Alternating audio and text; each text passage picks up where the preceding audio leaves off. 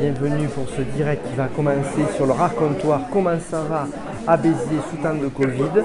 Voilà, ça va commencer. Nous sommes à la Cosmopolitech, c'est dans le quartier Gambetta sur Béziers. Vous avez vu précédemment ces jolis chants que nous avons diffusés en direct. Voilà, nous sommes en direct. Salut Florence, merci d'être présente sur ce direct qui va commencer. C'est le racontoir, c'est tout de suite sur Télé Béziers Sud.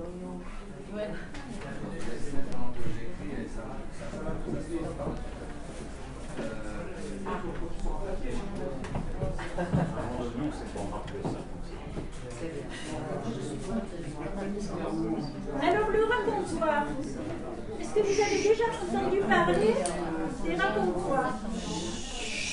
C'est une initiative du mouvement d'éducation populaire, c'est-à-dire qu'on s'adresse à des personnes sur un sujet dont on veut débattre et on leur demande de dire ce qu'ils ont à dire dessus, de raconter une anecdote sur ce qu'ils ont vécu à ce sujet. Et on note donc ce qui est dit, on note les paroles des personnes qui répondent et on voulait retransmettre.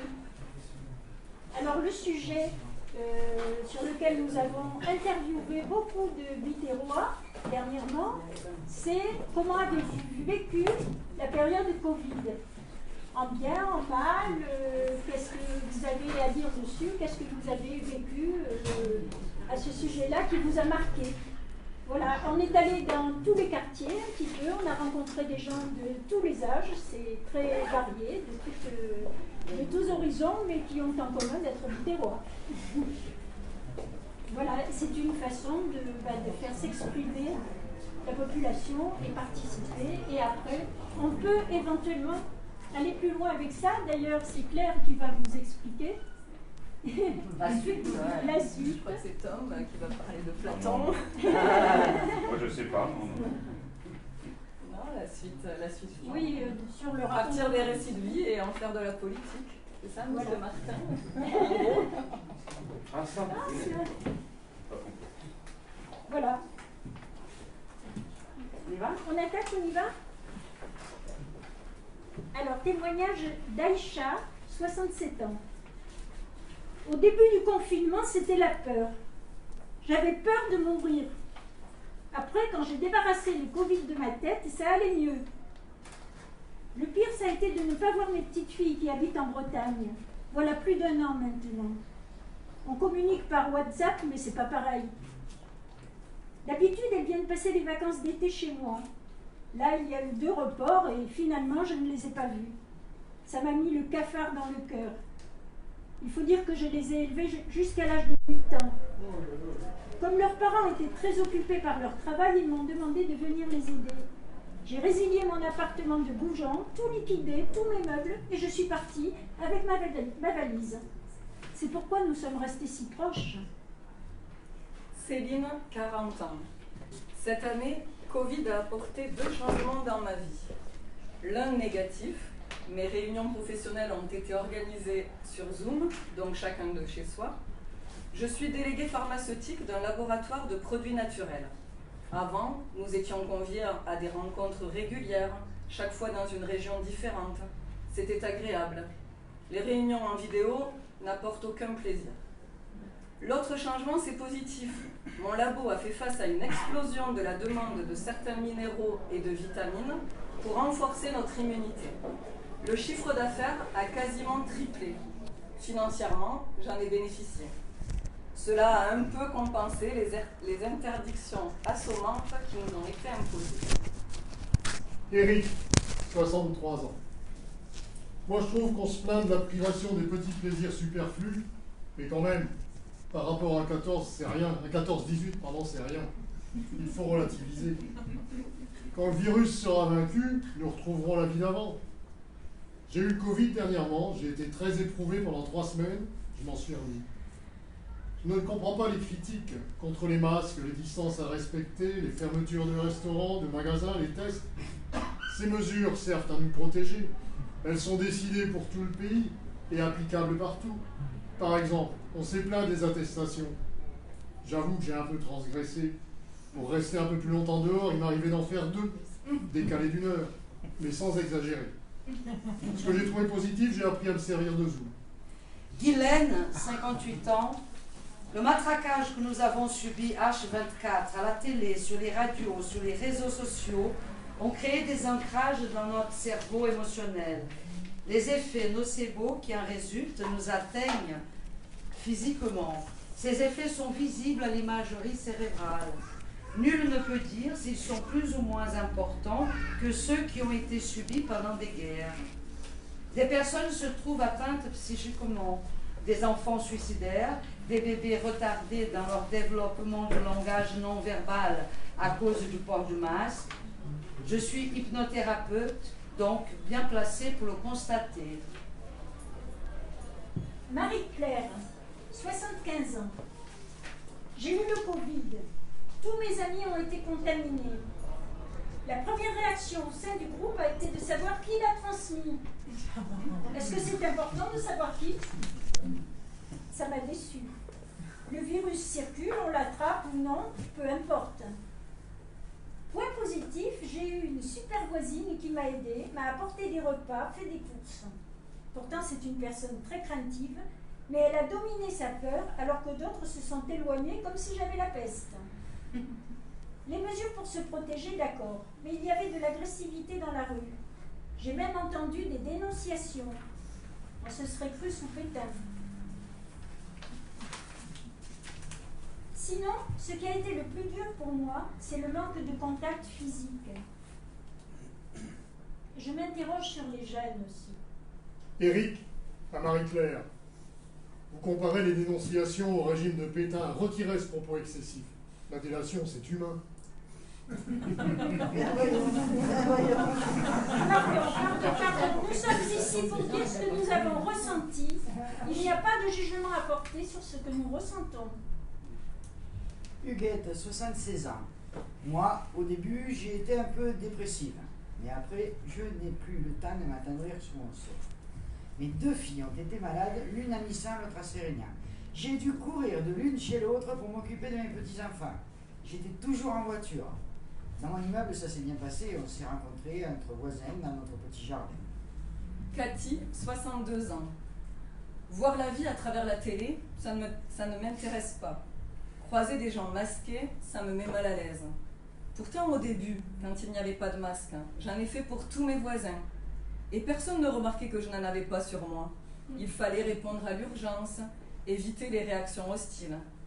Isolée, j'ai eu peur du manque affectif. La résidence était vide, le silence écrasant, aucun passage. Benoît, 70 ans. Ce qui m'a le plus désorienté dans le premier confinement, c'est qu'il n'y avait plus rien à faire, plus d'obligations.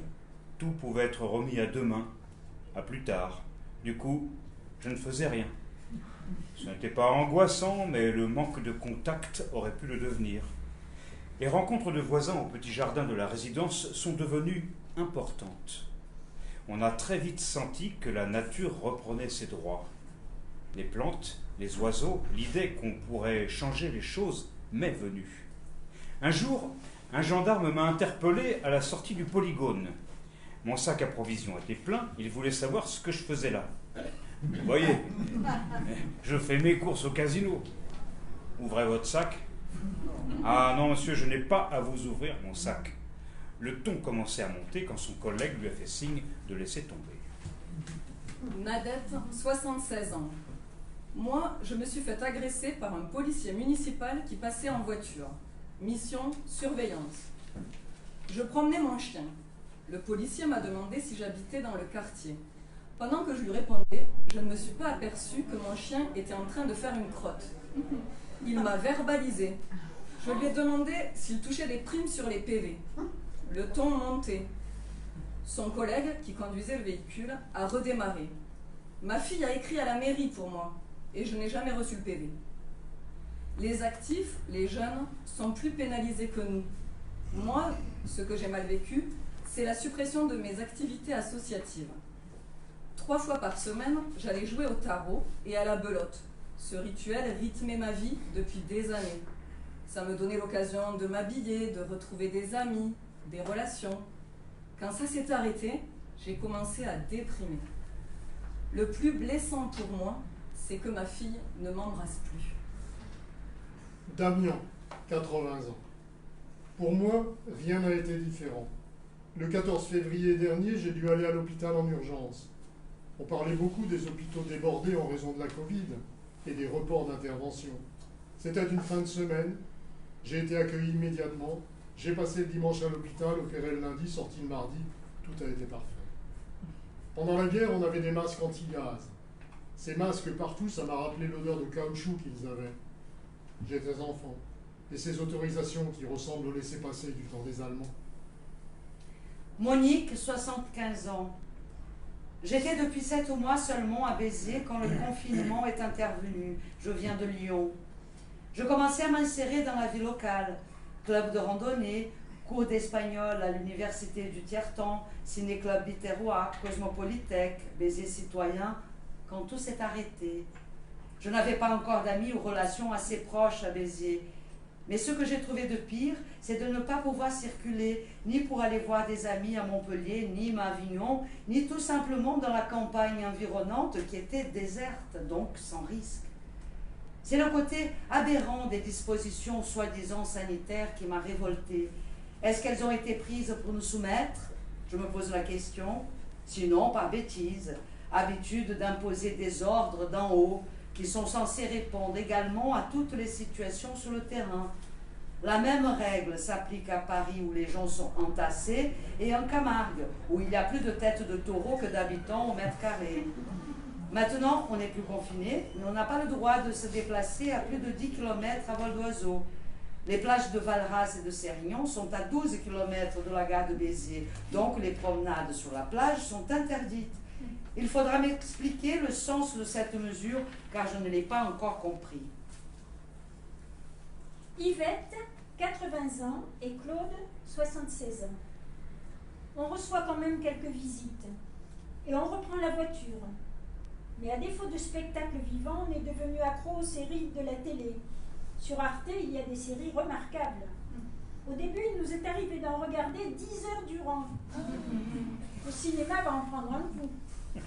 Dès que le prix des grands écrans familiaux va baisser, les gens iront plus au cinéma.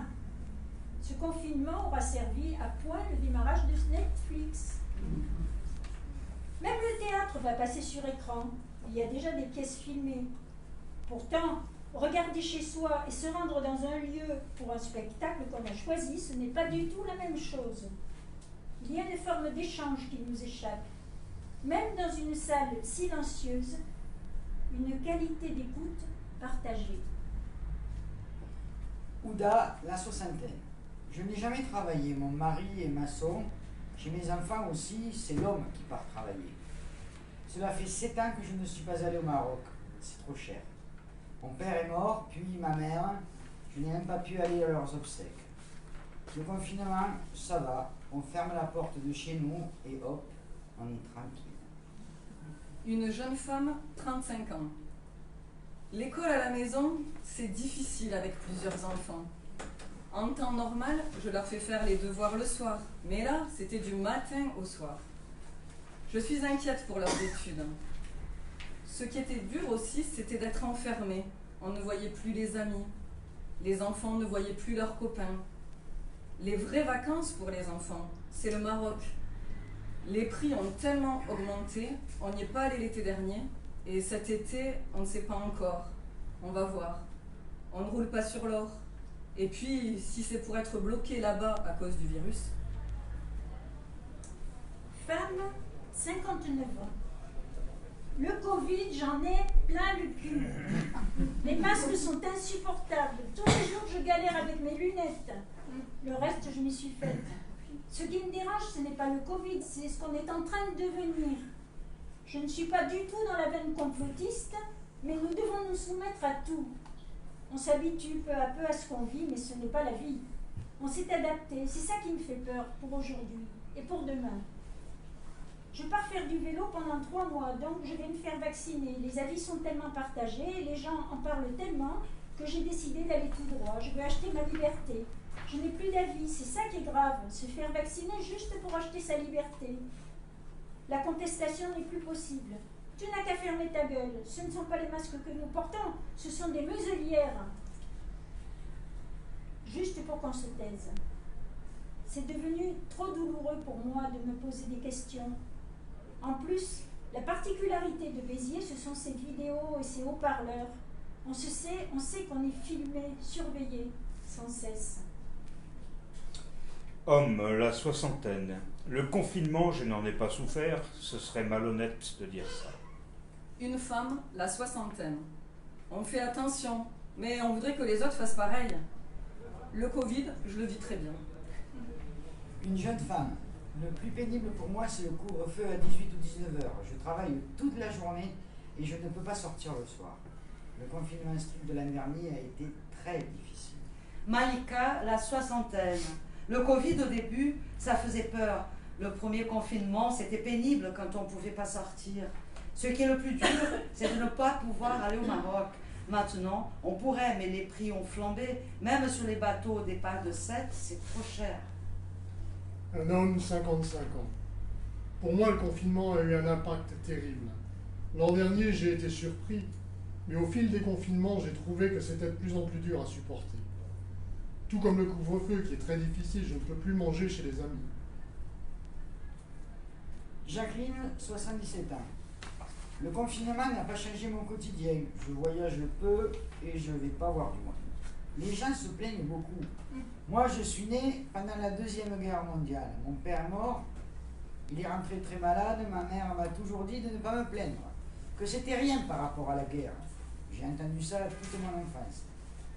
Une femme, 40 ans. Moi, les profs disent de ma fille, qui est en 6e, qu'elle est bien.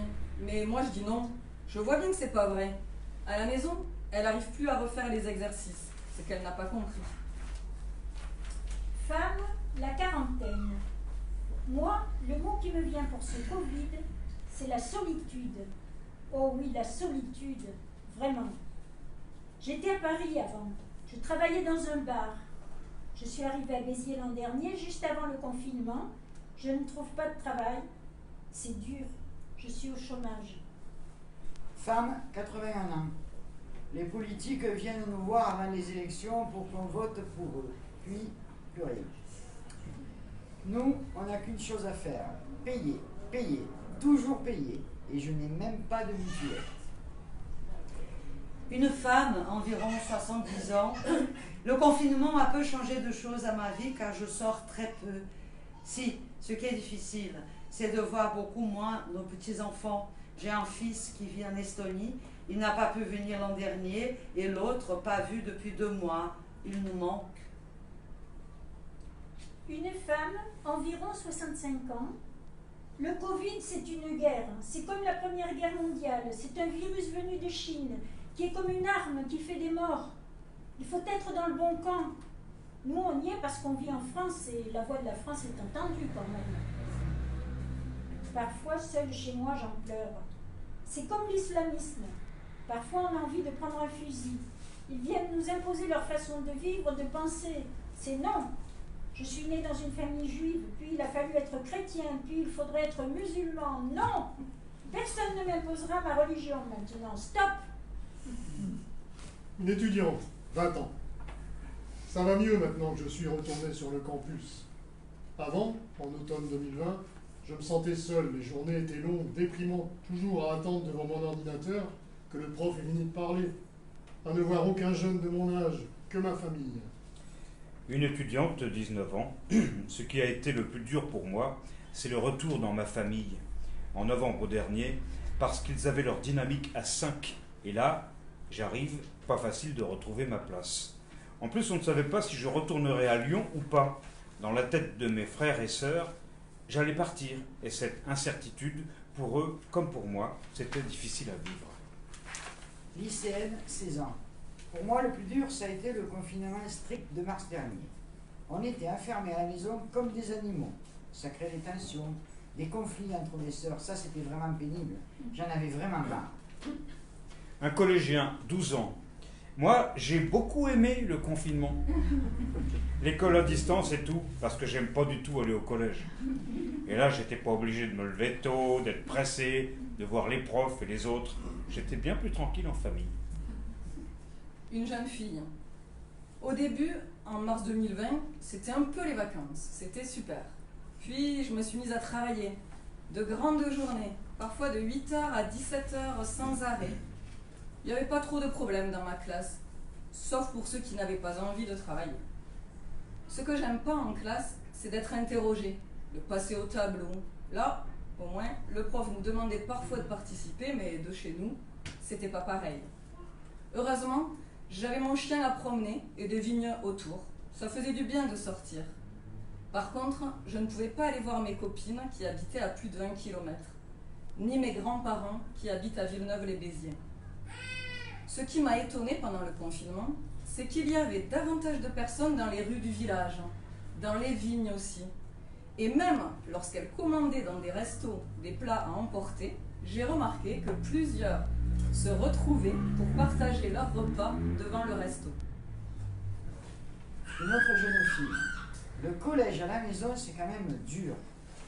Quand on ne comprend pas, on coince un peu. Je n'ai pas pu aller à Paris voir mes grands-parents paternels. Ma grand-mère maternelle habite un vieux moulin, sans eau, ni électricité.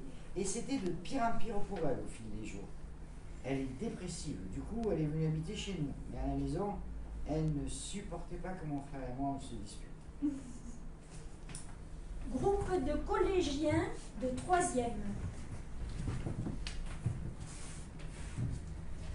Hiver, ce qui a été difficile. Ne pas sortir. Ne pas jouer au foot, pas de compétition d'échecs. Les cours en ligne. Les journées étaient mal organisées, perte de son quotidien. Trop de travail. Être toujours avec les mêmes personnes, ça rend fou d'être toujours avec sa famille. Le ramadan pendant le confinement. Faire toujours les mêmes choses, c'est ennuyeux. Trop de plaies, énervant. Trop de réseaux sociaux, ça lasse à force. Plus de coiffeur. Printemps, ce que j'ai aimé et apprécié. Être en famille. Beaucoup de temps libre, regarder des séries, lire. Se lever tard le matin, ne plus mettre son réveil. Jouer à la play, regarder Netflix. Ne pas avoir de cours. Promener mon chien. Ne pas avoir de montre. Avoir des liens avec d'autres personnes tout de même, par le téléphone, les classes virtuelles. Travailler avec la musique. Le ramadan pendant le confinement. Été, le meilleur moment. Quand j'ai entendu que des personnes guérissaient. L'annonce du déconfinement. Appeler les amis. Automne. On s'est lassé des choses qu'on aimait et on a découvert de nouvelles choses. Lassé de mon frère, lassé de certains gâteaux qu'on aimait bien mais qu'on a trop mangé. Lassé de trop de séries. Au contraire, découvrir d'autres styles de musique, s'ouvrir à d'autres cultures. J'ai eu le temps de ranger ma chambre. Ce que j'ai appris. Que le virus peut séparer tout le monde. Que je ne peux pas passer une vie sans sortir. Que ça manque de voir des amis. J'ai appris que certains ne respectaient pas le confinement, que certains croyaient qu'il n'y avait pas le coronavirus. Il y a du racisme envers les personnes asiatiques, mais aussi beaucoup d'entraide, de solidarité, de créativité, d'imagination.